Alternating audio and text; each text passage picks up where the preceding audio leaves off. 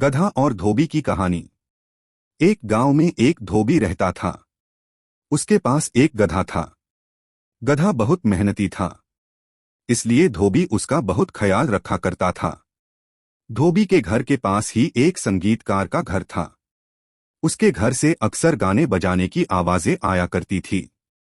गधा जब भी गाना सुनता तो सोचता कि काश वह भी गाना गा पाता। एक रात वह अस्तबल में सो रहा था। तभी उसके कानों में झींगुरों की आवाज पड़ी और उसकी नींद टूट गई। उसने सुना कि झींगुर गाना गा रहे हैं।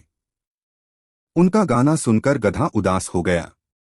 उसे उदास देखकर एक झींगुर ने पूछा, गधे भाई, क्या बात है? तुम उदास क्यों नजर आ रहे हो? गधे ने दुखी मन से कहा, तुम सब कितना अच्छा गाते हो। काश मैं भी इसी तरह गा पाता। तुम भी गा सकते हो गधे भाई, कोशिश करके देखो, झींगुर ने कहा। गधा गाना गाने लगा, लेकिन उसकी आवाज बेसुरी थी। वह फिर उदास हो गया और बोला, मेरी आवाज बहुत बेसुरी है, मैं नहीं गा पाऊंगा। तब एक बूढ़े झींगुर ने सलाह दी, तुम्हें अपनी आवाज मधुर करनी है तो कल से ओस पिया करो। देखना, कुछ ही दिनों में तुम हमसे भी ज्यादा सुरीले हो जाओगे। गधे को ये सलाह जंच गई। अगले दिन से उसने खाना पीना छोड़ दिया और ओस पीने लगा। एक दो दिन तक तो धोबी का ध्यान इस तरफ नहीं गया कि गधा खा पी नहीं रहा है।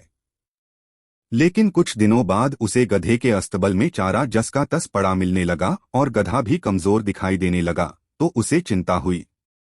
उसे लगा कि गधा बीमार है, इसलिए खा पी नहीं रहा है।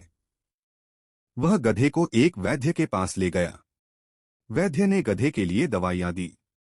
धोबी गधे को दवाइयां खिलाने लगा, लेकिन गधे पर कोई असर नहीं हुई।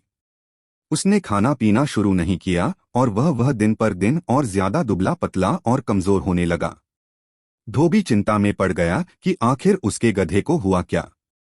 गधे का हाल एक मकड़ा देख रहा था। वह सारी स्थिति जानता था। एक दिन वह गधे के पास गया और बोला, गधे भाई, तुम क्यों ओस के भरोसे खाना पीना छोड़कर बैठे हो? इस तरह तुम सुरीले बनो या न बनो, बीमार जरूर हो जाओगे। गधे ने उत्तर दिया, मैं झींगुरों की तरह सुरीला गाना गाना चाहता हूं मकड़े भाई, इसलिए भूखे प्यासे रहकर ये परेशानी सह रहा हूं। मकड़े ने उसे समझाते हुए कहा, गधे भाई, मेरी बात ध्यान से सुनो। मैं बहुत अच्छा जाला बना सकता हूं, लेकिन यदि मैं तुम्हारी तरह बोझ उठाना चाहूं तो नहीं उठा सकता। उसी तरह तुम बोझ उठा सकते हो, लेकिन जाला नहीं बना सकते, न ही झींगुर की तरह गा सकते हो। हर जीव में अलग गुण और प्रतिभा होती है। तुम्हें उसका सम्मान करना चाहिए। जो कार्य तुम कर नहीं सकते, उसके पीछे क्यों अपनी वह प्रतिभा नष्ट कर रहे हो जिसमें तुम उत्तम हो? तुम्हारा मालिक भी तो तुम्हारी उसी प्रतिभा के कारण तुम्हें प्यार करता है। मेरी इस बात की समझो और कल से खाना पीना शुरू कर दो। गधे को मकड़े की बात समझ में आ गई। उसने अगले दिन से चारा खाना शुरू कर दिया। उसे खाता पीता देख धोबी ने सोचा कि वैद्य की दवा काम कर गई।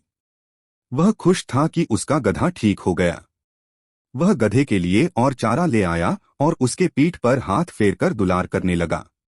दूसरों की नकल करने के बजाय अपने गुणों का महत्व पहचानो और उसका सम्मान करो।